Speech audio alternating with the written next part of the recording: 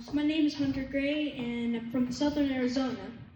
And I moved there a little while ago to spend some time with my grandpa.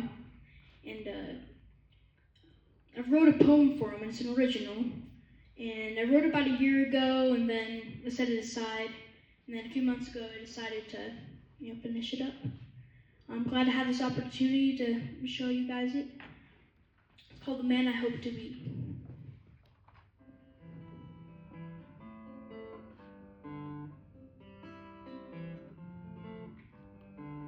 I'm nearly 12 years old now.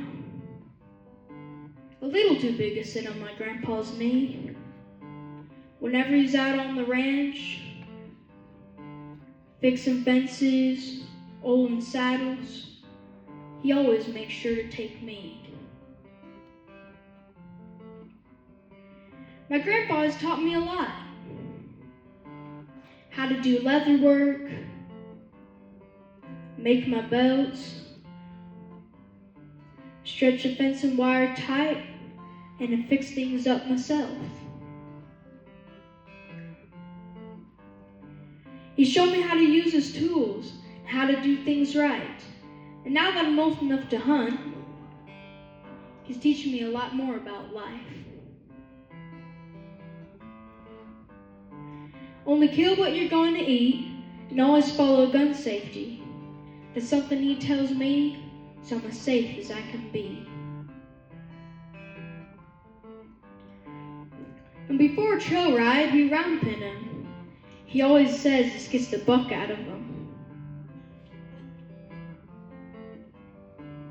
We saddle them up now that they're tired, but then I realize the saddle is still a little higher.